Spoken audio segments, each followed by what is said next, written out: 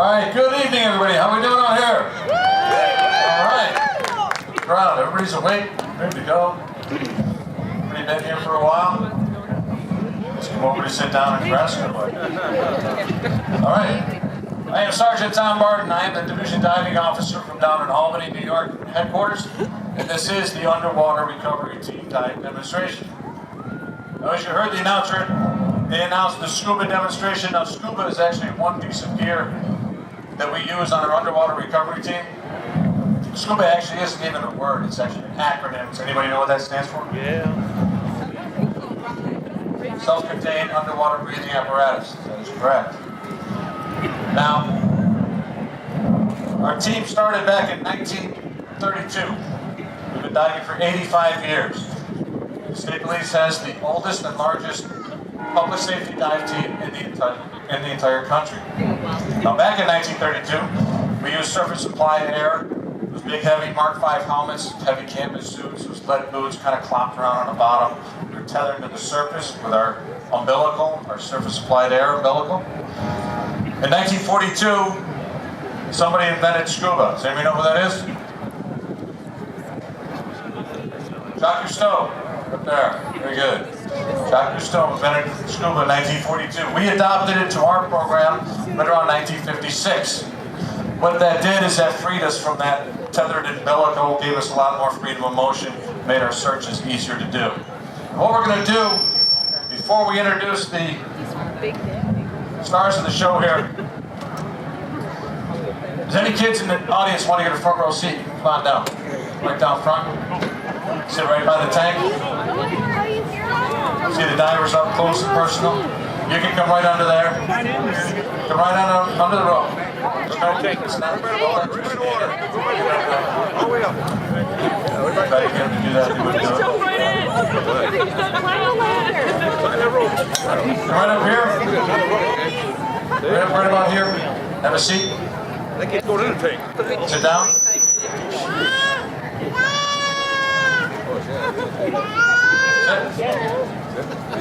Saw the canine show.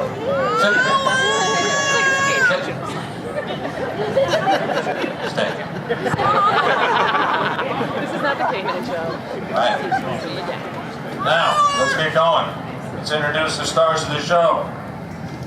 We direct your attention to the top of the tank. From Troop C, the team leader, down in the Binghamton area. Trooper Neil, the Ace Case. Next up, his much smaller counterpart from the Troop D area up in Pulaski, Trooper Josh Cross.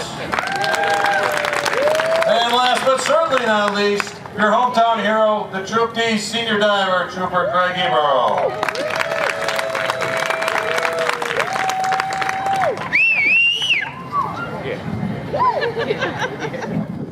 All right. Now what we're going to do, we're going to hook Josh up here in some scuba gear to start off. Now Josh is one of our newest members. He came on the team about 2 years ago. He drew the short straw. So you take first. Yeah, the short straw.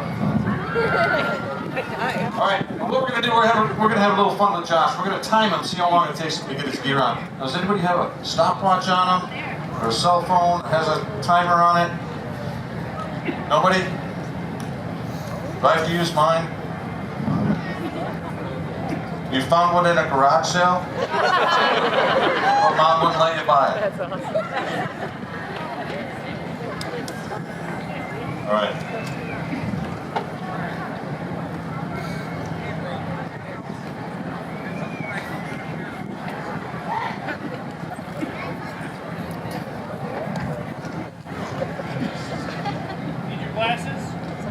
Aha.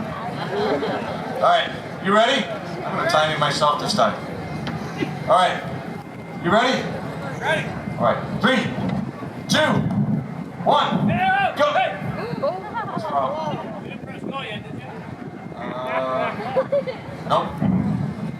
You said he's one of the newest members of the team, so I was thinking we probably should make this a little harder. What do you guys think? What do you got in mind? I'm just going to throw it in and have him get dressed underwater. Whatever you think. What do you think?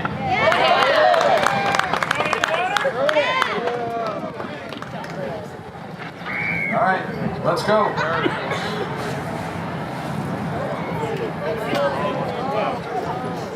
All right, there you go.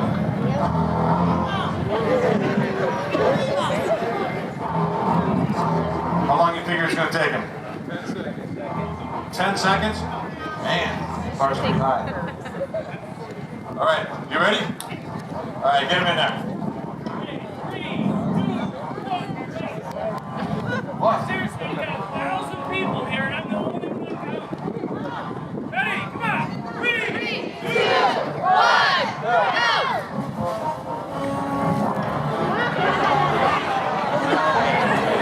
Man, that was a big splash. All right. You better get going. That's it? That's all you got? 15 seconds. New state fair record. All right.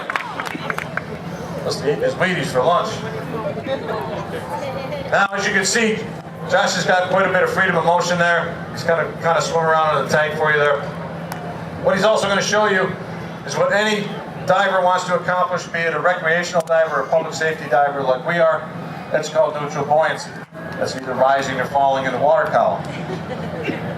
Now he has a weight belt on his waist that's going to take him to the bottom of that tank. He has a buoyancy compensator on his back. He can take air out of that tank, put some air in that BC, and that makes him float. The trick to it is to put just enough air in to float him off the bottom, but not all the way to the surface. Now, I mentioned that Josh came on the team 2 years ago. He's actually been diving for a long time. He's an open water certified instructor. He's got a lot of time in the water, as do Greg and Neil, are both instructors. So these guys have perfected a lot of the skills that they're going to show you here today that they make it look easy, and it's actually very difficult to learn how to do. Now we're going to add Neil to the mix. We're going to get him in the water. He's going to do an elevated entry for us. You see Josh get out of his way? He's very smart. The atomic elbow drop coming in.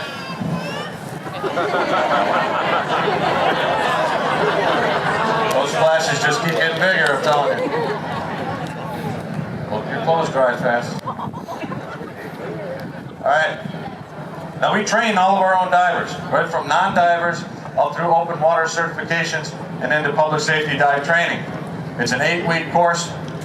We have a week-long pre-selection process that we canvass and vet the possible candidates to go into our school. The school is modeled after the Navy Dive School, so it's not like a recreational training.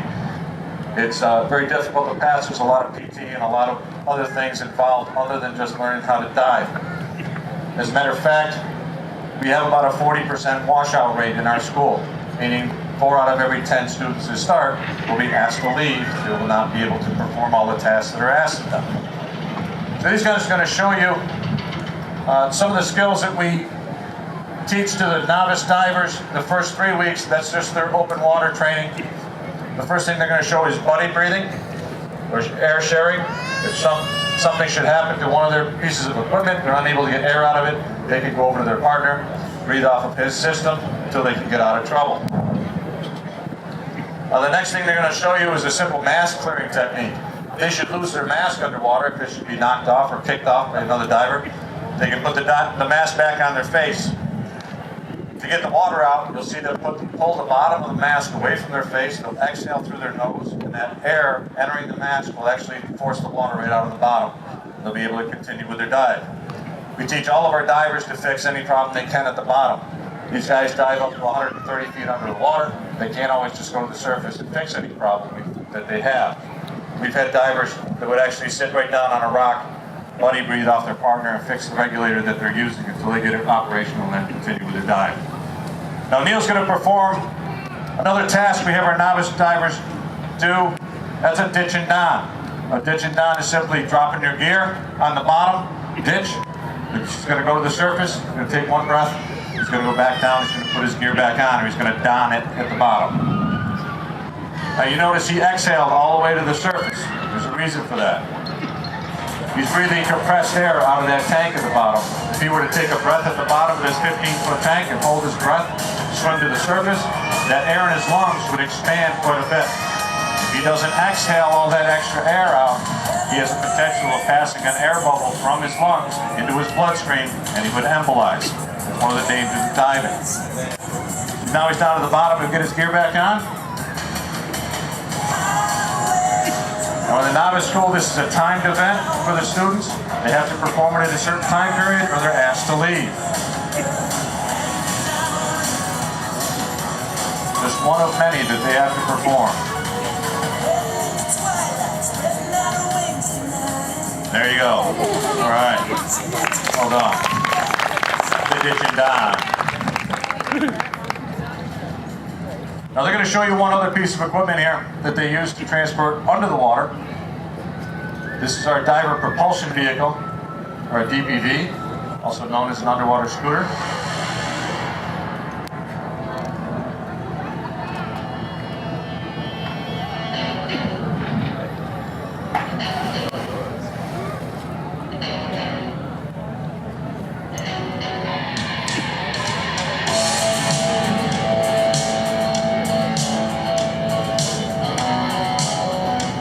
The guys would use these in the case that our search pattern is actually quite a ways offshore.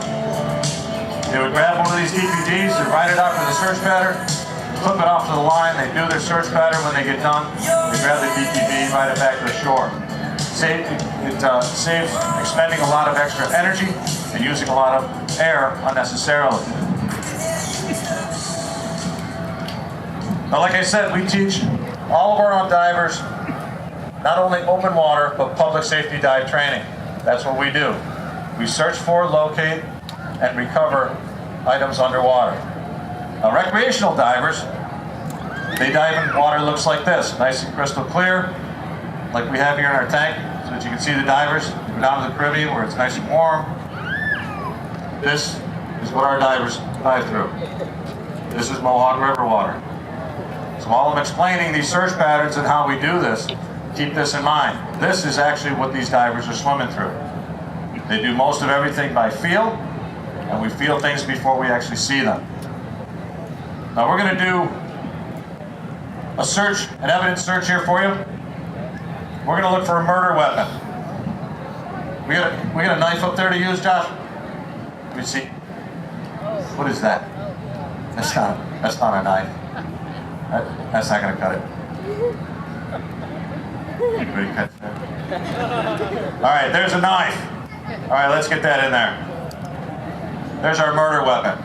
Now, there's a couple different ways we can search for this piece of evidence. We can take a line out with a weight at each end, stretch it out along the bottom of the lake. The diver would swim along that line and use that as a guide for a search pattern. He'd move the weight every time he reached it, kind of work his way along the bottom. In this case, we have a metal object, the knife. So Neil's going to use our metal detector. He's going to search the bottom of this tank for that knife. Now, this is a piece of evidence. We're going to want to preserve any evidence that's on this knife. Now, what might be on the knife that we might want to preserve? The blood, right? DNA. What else? Fingerprints. Very good. What do you got? What's the matter? All right. You found it? You found the knife. Oh, good. Nailed it. You kind of knew it was there, didn't you? All right. Now he's going to want to recover this knife in a certain way to preserve that evidence we talked about. Now he would be wearing gloves, but we're going to want to kind of keep from handling this evidence as much as possible. Neil. Hey, Neil. That's not a beer mug. No, it's not. It's 5 o'clock somewhere. Yeah, he was using it last night, but now it's empty. 5:30. All right, so he's going to scoop up this evidence in a way that he doesn't have to touch it. He's going to seal it in this special container. It's made for underwater recovery. What else is going to be sealed in there with the knife? The water. Why do we leave that in there? What happens to metal objects when you take them out of the water? They rust. They rust very quickly. That rust would contaminate any evidence we have on that knife. So he will take the package up, the knife, the water, and everything, hand it over to our evidence technician at the top.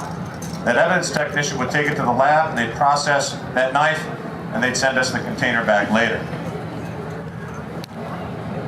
All right. Good job. You've been in there for a while. You all right? How about a treat? Give you a little energy. All right? Good with that? What's better? You don't want the apple? You don't like apples? Everybody likes apples. You want me to peel the apple? No. What's your... Oh, he wants a banana?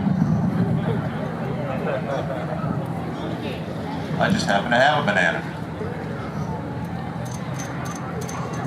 It's like working with the animals at the zoo.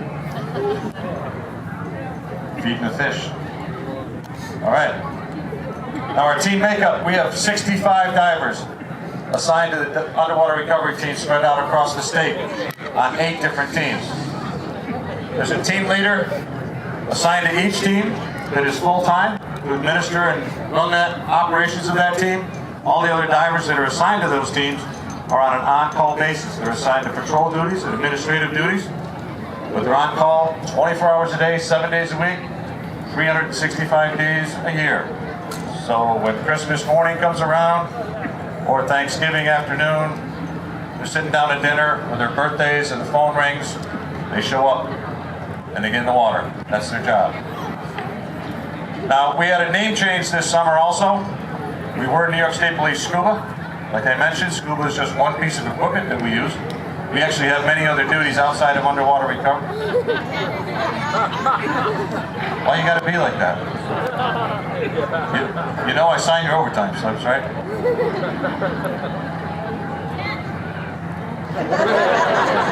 There you go. That's more like it. I'll be watching. Our duties include swiftwater rescue.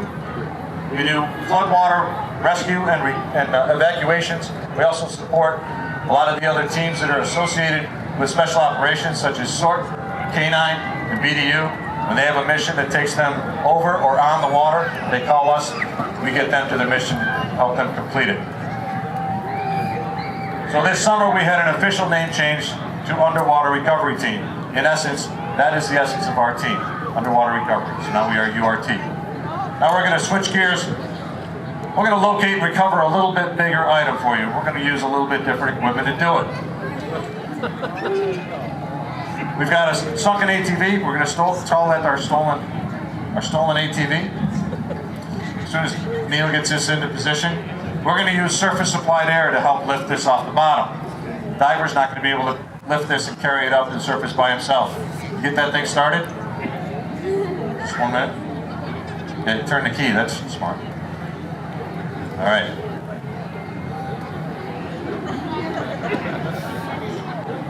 That's his favorite part of the show right there. All him. All right, we're going to use surface supplied air. Now you might say, well, that's what we started with back in 1932, right? Well, there are certain advantages to surface supplied air, and if you look at Craig Ebro while he gets dressed up there, the equipment that we have now is a little bit more technologically advanced. What surface supplied air affords us is the ability to send an unlimited amount of air down to the diver. Should he be doing the more dangerous work such as lifts or working under an overhead environment, if he should get caught down there, whatever he's lifting happens to land on him, pin him down there, if he should get snagged, we can keep sending air down to him until we can get somebody down there to help him get him out. It also affords us some head protection, some injury protection if something should fall back down and hit him in the head. He's got some protection from that helmet.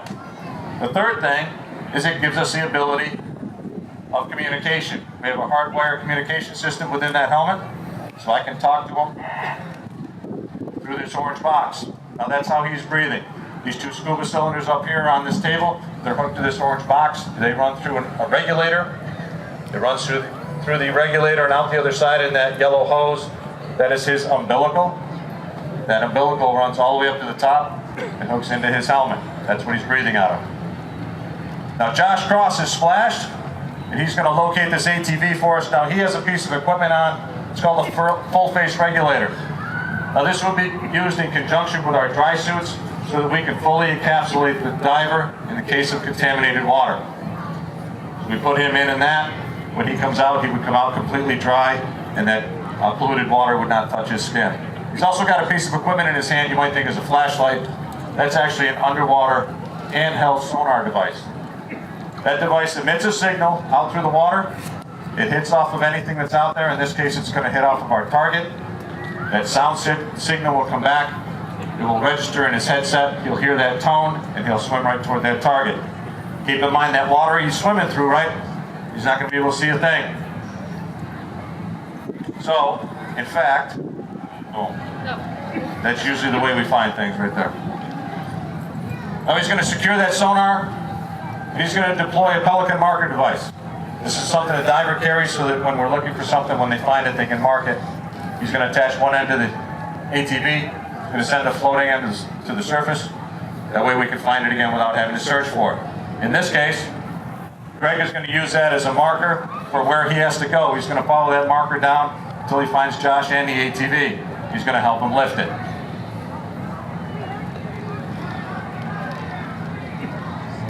Diver ready? I was ready, Bob. Enter the water. All right.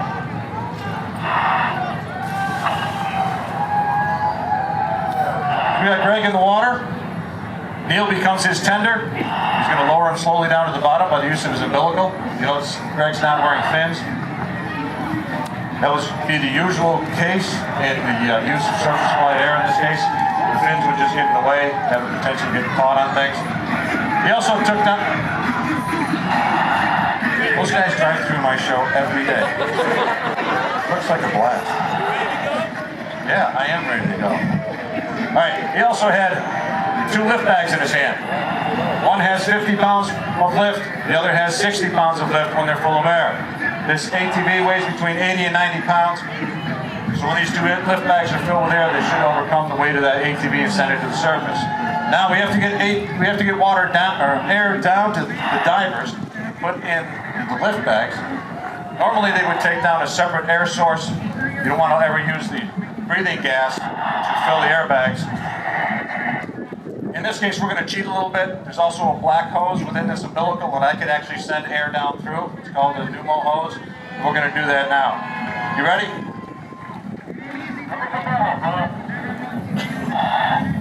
You can see the air bubble out the end of that black hose. He'll use that to fill the lift bags.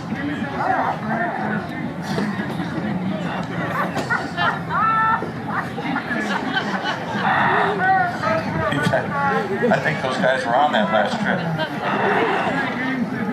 All right, now he's going to want to lift these as evenly as possible. Make this ATV go up through the water column evenly. Keep in mind, this is also a piece of evidence. We're going to want to preserve it as best we can. She's got the back started up. Going to put a little bit more in the front. And up, and away it goes. All right, there's the lift. It actually worked, didn't it? All right, now this technique would be used in just about any heavy item that we're lifting. We might lift a safe or a car or a boat. We could have a train down there for all we care. We just keep taking down different equipment. Lift bags come in different sizes. 500, 1,000, 2,000. 2,000 is not enough. We just take down a series of them until we overcome the weight of that object and it goes to the surface. It's just that simple. All right, Greg's got one more trick up his sleeve. Direct your attention to the tank. He's going to fill this. He's going to fill this beach ball from the bottom of our brand new tank that was specially designed and built for us here at the State Police exhibit this year. This tank holds just shy of 9,000 gallons of water. It's about 5 times bigger than our portable tank that we had for the last 25 years or so.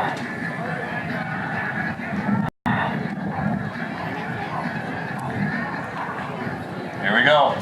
It's exciting. All right, nice job.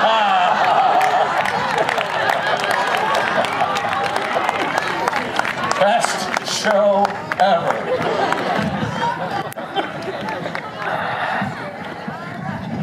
Somebody can take that. All right.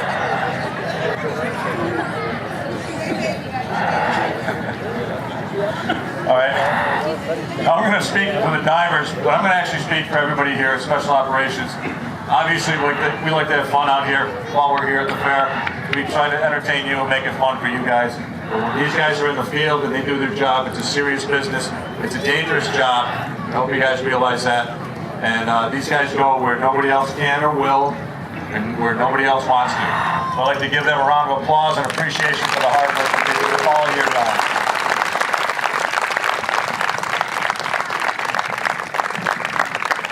All right. Okay, you guys want to play some tic-tac-toe with the divers? Raise your hand if you do. Nobody? Nobody at all? All right. We're done.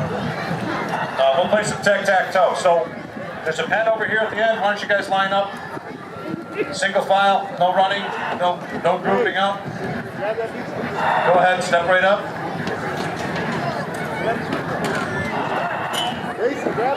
All right. Folks, thanks very much for your attention. Before you leave the grounds, we have our 100th year celebration, 100th year history of the state police in this building over here. We have displays in the log cabin. Please check out our interactive displays, the boats, the trucks, the cars, ATVs, snowmobiles. Our sword repelling demonstration comes up at 6 o'clock, so stick around for that and have a great night at the fair. Thank you.